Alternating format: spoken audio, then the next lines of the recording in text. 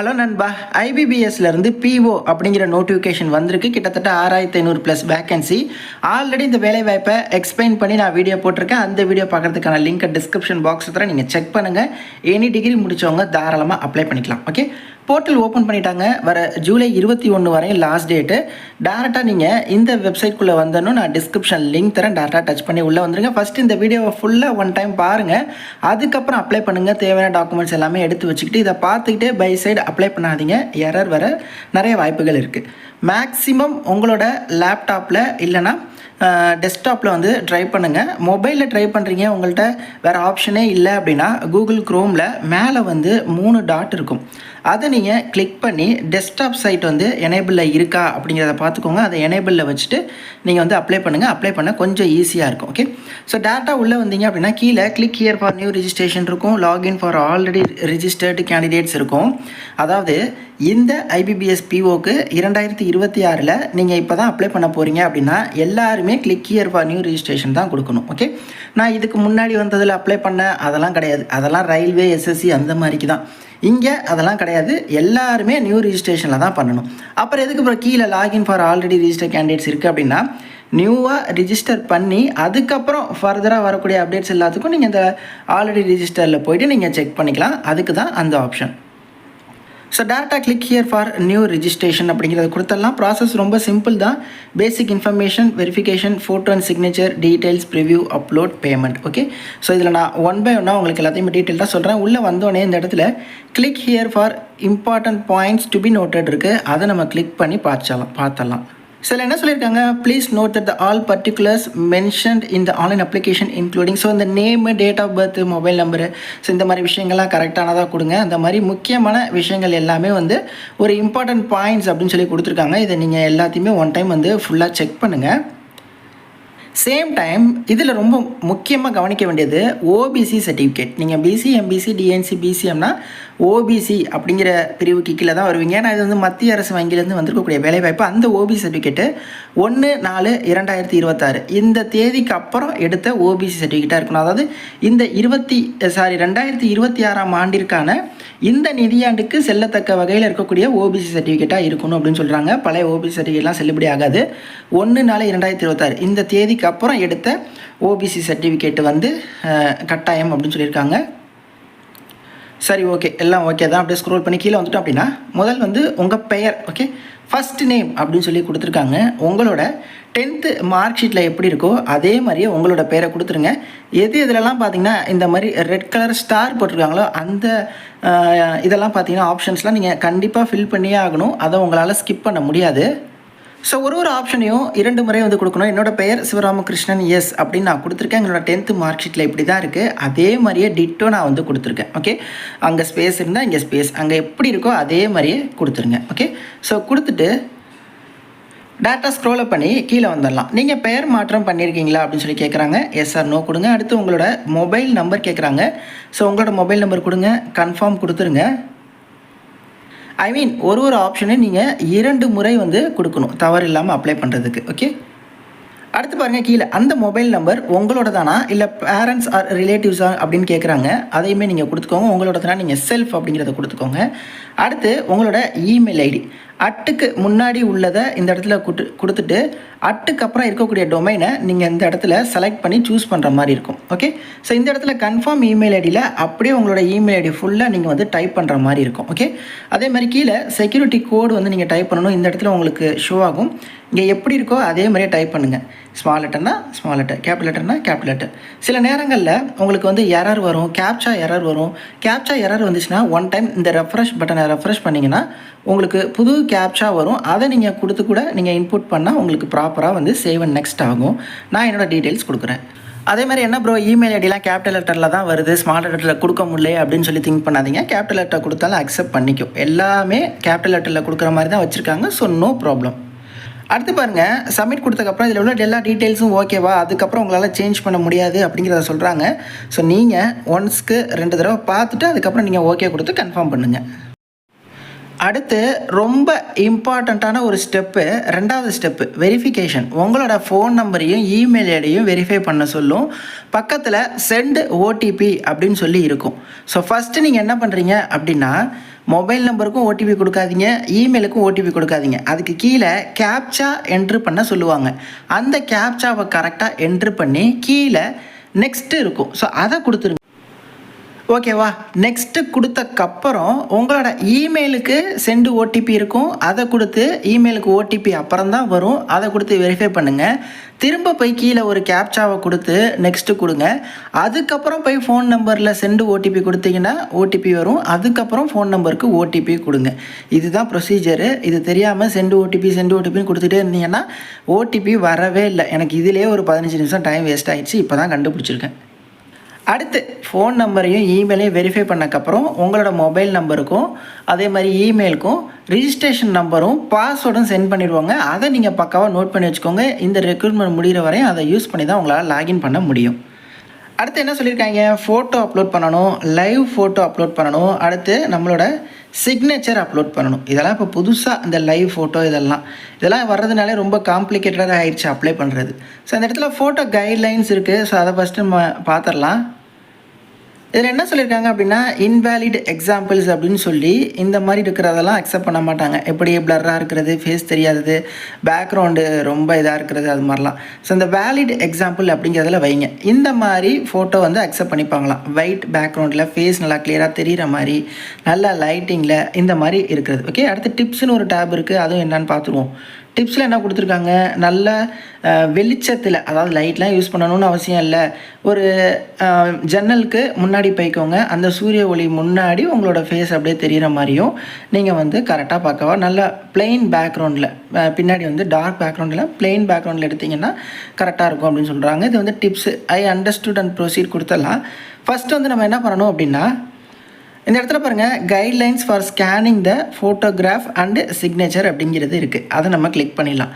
அதாவது நம்ம ஃபோட்டோவும் அப்லோட் பண்ணணும், அதுக்கப்புறம் லைவ் ஃபோட்டோவும் அப்லோட் பண்ணணும், அதுக்கப்புறம் நம்மளோட சிக்னேச்சரும் அப்லோட் பண்ணணும். ஓகே, ஸோ ஃபோட்டோகிராஃபை பொறுத்தவரை இந்த இடத்துல பாருங்கள் 20 to 50 கேபியில் இருக்கலாம், இந்த பிக்சலில் இருக்கலாம். அதே மாதிரி பாருங்கள், சிக்னேச்சரை பொறுத்தவரையும் 10லேருந்து 20 கேபிக்குள்ளே இருக்கலாம். இந்த பிக்சலில் இருந்தால் பெட்டர் அப்படின்னு சொல்கிறாங்க. ஸோ சிக்னேச்சரை பொறுத்தவரையும் ஒரு 2 சென்டிமீட்டர் ஹைட்லேயும் ஒரு 4 சென்டிமீட்டர் லென்த்லேயும் ரெக்டாங்கிள் வரைஞ்சிக்கிட்டு இதுக்குள்ளே உங்களோட சிக்னேச்சரை போட்டு இந்த அளவுக்கு அப்படியே க்ராப் பண்ணி ஸ்கேன் பண்ணி அப்லோட் பண்ணால் கரெக்டாக அப்லோட் ஆக பாசிபிலிட்டி இருக்குது. அடுத்து லெஃப்ட் தம்ப் இம்ப்ரெஷன், உங்களோட இடது கை கட்டை விரலோட ரேகை ஒரு பாக்ஸில் உங்களோட கட்டை விரல் ரேகையை வச்சுருங்க. ஓகே, அதே மாதிரி இதில் கொடுத்துருக்காங்க பாருங்கள், 3 சென்டிமீட்டர் வித்தில், அதாவது 3 சென்டிமீட்டர் ஹைட்லேயும் 3 சென்டிமீட்டர் வித்துலேயும் ஒரு ஸ்கொயர் போட்டுக்கோங்க. அதுக்குள்ளே உங்களோட லெஃப்ட் தம்ப் இம்ப்ரெஷன் இடது கை கட்டை விரலோட ரேகையை வச்சுருங்க. அதை அப்படியே ப்ராப்பராக ஸ்கேன் பண்ணி அந்த பாக்ஸ் அளவுக்கு க்ராப் பண்ணி 20லேருந்து 50 கேபிக்குள்ளே நீங்கள் அப்லோட் பண்ணலாம். ஜேபிஜி ஜேபெக் ஃபார்மேட்டில் அப்லோட் பண்ணால் கரெக்டாக போய் உட்காந்துரும். அடுத்து ஹேண்ட் ரிட்டன் டிக்ளரேஷன் என்னென்னா, ஒரு ஒயிட் பேப்பர் எடுத்துக்கோங்க. இது வந்து 50 to 100 கேபி இருக்கலாம், ஜேபிஜி ஆர் ஜேபெக் ஃபார்மேட்லேயே இருக்கலாமா. ஸோ இதில் வந்து நீங்கள், அதாவது யார் அப்ளை பண்ணுறீங்களோ உங்கள் கைப்பட இந்த இதை நீங்கள் வந்து எழுதணும் ஒரு ஒயிட் பேப்பரில். ஸோ இந்த பாக்ஸில் மென்ஷன் பண்ணி காட்டியிருக்காங்களே, இதை அப்படியே நீங்கள் வந்து எழுதணும். ஸோ இந்த கமாலேருந்து ஆரம்பித்து ஐ போட்டு கீழே கமா போட்டு இந்த இடத்துல மட்டும் உங்களோட பெயர் போட்டுக்கோங்க. இப்போ என் பேர் அப்படின்னா ஐ கமா சிவராமகிருஷ்ணன் கமா அப்புறம் ஹியர் பை டிக்ளேர் தட்லேருந்து இந்த வென் ரெக்கார்ட் வரையும் ஒரு பேப்பரில் நான் எழுதுவேன். யார் அப்ளிகண்ட்டோ அவங்க கைப்பட அப்படியே எழுதிடுவேன். இங்கிலீஷில் எழுதணும், கேபிட்டல் லெட்டரில் எழுதக்கூடாது, ஜாயினிங் லெட்டரில் தான் எழுதணும். ஓகே, ஸோ அந்த மாதிரி எழுது. இதையுமே ஒரு பேப்பரில் எழுதுனா இந்த ஹேண்ட் ரிட்டன் டிக்ளரேஷனையுமே அப்படியே ஸ்கேன் பண்ணி நீங்கள் 50லேருந்து 100 கேபிக்குள்ளே இதையும் நீங்கள் அப்லோட் பண்ணுற மாதிரி இருக்கும். இது எல்லாத்தையுமே முன்னாடியே எடுத்து வச்சுருங்க. தெரியலை அப்படின்னா தயவுசெய்து ஒரு ப்ரௌசிங் சென்டர் போயிட்டு இது எல்லாத்தையுமே ஃபஸ்ட்டு சாஃப்ட் காப்பியாக வாங்கிட்டு வந்துட்டு அதுக்கப்புறம் அப்ளை பண்ணுங்கள். நீங்களாம் நான் வந்து ஆன்லைனில் ஒரு வெப்சைட்டில் போயிட்டு பண்ணுறேன் அப்படின்னு சொல்லி அதை அப்லோட் பண்ணுறப்ப நல்லா தெரியும். அப்ளிகேஷன் ஃபார்ம் கால் லெட்ரு வரப்போ ஃபோட்டோவே அதில் இருக்காது, குட்டியாக இருக்கும், பிளர்ராக இருக்கும், ஏகப்பட்ட பிரச்சனை. கரெக்டாக இந்த டைமென்ஷன்ஸில் நீங்கள் கம்ப்ரெஸ் பண்ணி வாங்கி வச்சுக்கிட்டிங்கன்னா இனி வரும் எல்லாத்துக்குமே நீங்கள் வந்து யூஸ் பண்ணிக்கலாம்.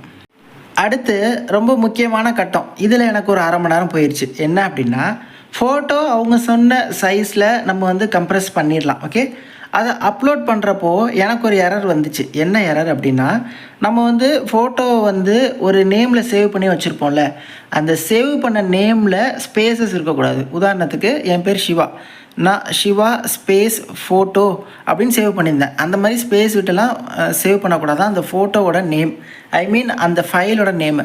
வெறும் நான் சிவா அப்படின்னு மட்டும் ஸ்பேஸ் இல்லாமல் போட்டோன்னே அக்செப்ட் பண்ணிச்சு. ஸோ அந்த மாதிரி உங்களோட ஃபோட்டோவை ஒரே ஒரு வேர்டில் இருக்கிற மாதிரி நீங்கள் சேவ் பண்ணி அதை வந்து அப்லோட் பண்ணுங்கள். கரெக்டாக அந்த ஃபோட்டோ வந்து உட்காந்துரும்.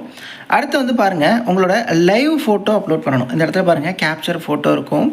இதை நீங்கள் கிளிக் பண்ணால் நீங்கள் இப்போ அப்ளை பண்ணிட்டுருக்கீங்களே, ஸோ அதிலே உங்களோட வெப்கேம் ஃப்ரண்ட் கேம் மூலமாக நீங்கள் இப்போது உங்களோட லைவாக இருக்கக்கூடிய ஃபோட்டோவை நீங்கள் செல்ஃபி வந்து அப்லோட் பண்ணணும்.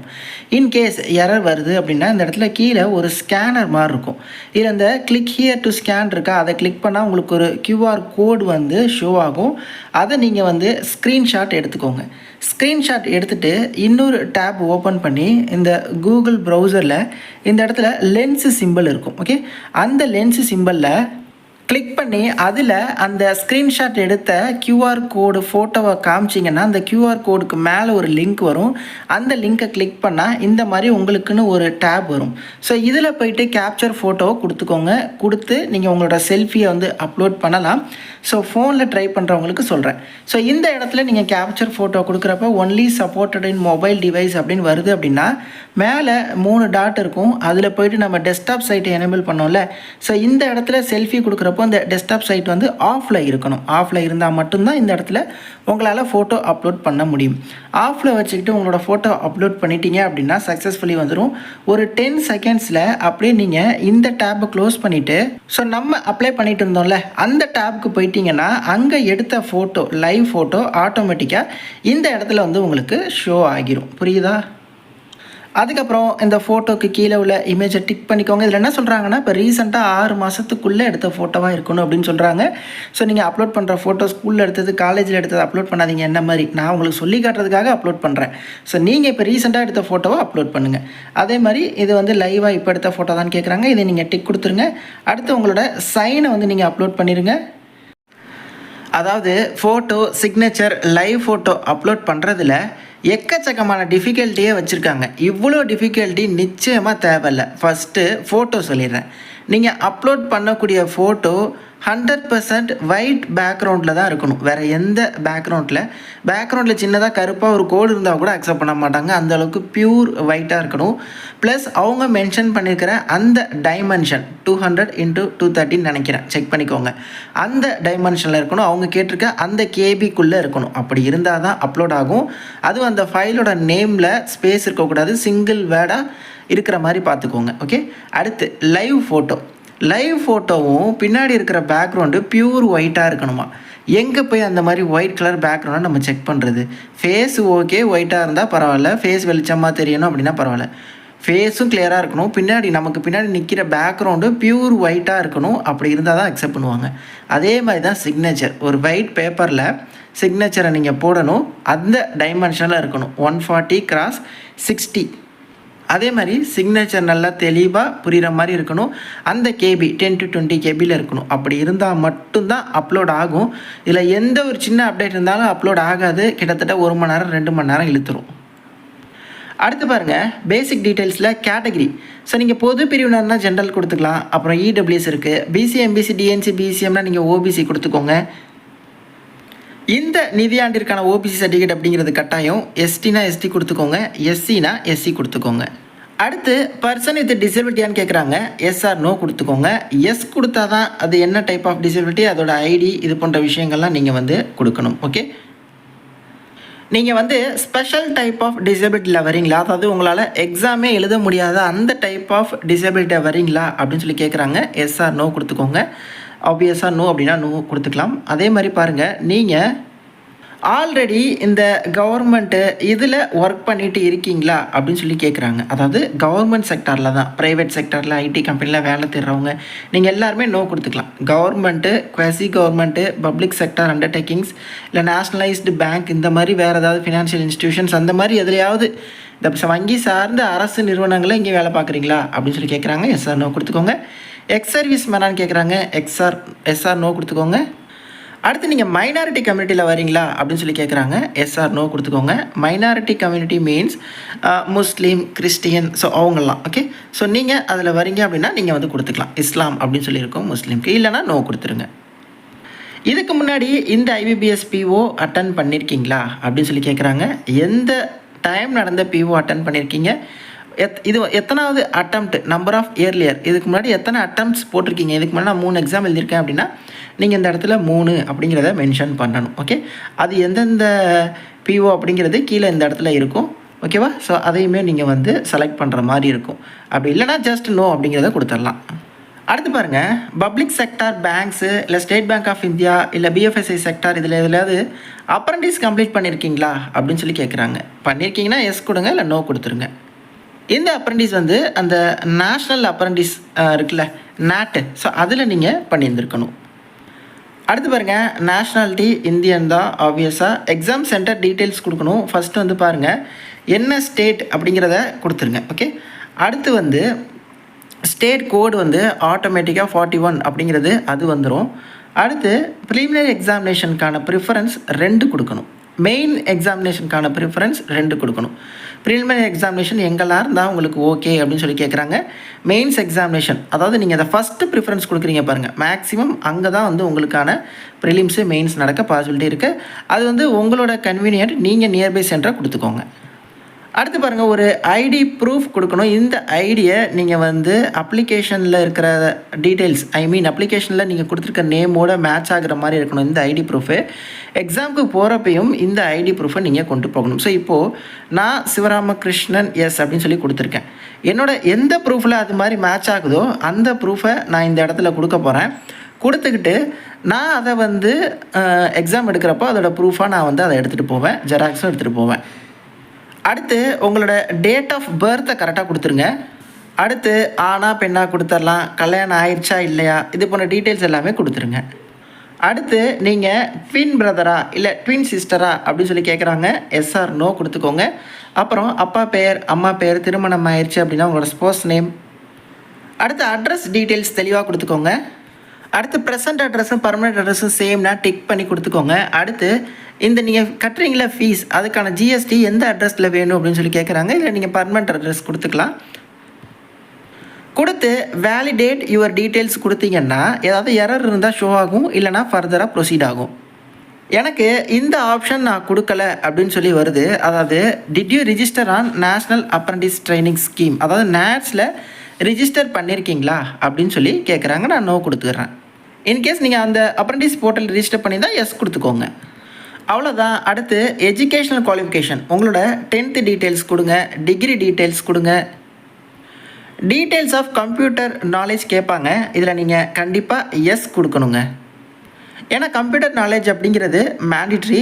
நீங்கள் கம்ப்யூட்டர் ரிலேட்டடாக சர்டிஃபிகேட் இல்லைனாலும் பரவாயில்ல, டிப்ளமோ கம்ப்யூட்டர் ரிலேட்டடாக முடிக்கலை, டிகிரி முடிக்கலைனாலும் உங்களோட ஸ்கூலு, காலேஜ் இல்லைனா இன்ஸ்டியூட்டில் அட்லீஸ்ட் காலேஜில் ஏதோ ஒரு பேப்பர் கம்ப்யூட்டர் ரிலேட்டடாக படிச்சிருப்பீங்க, அதுவே போதும். அதை நம்ம டிக் கொடுத்து நம்ம வந்து ஃபர்தராக கம்ப்யூட்டர் நாலேஜை வந்து எஸ் கொடுத்துக்கலாம்.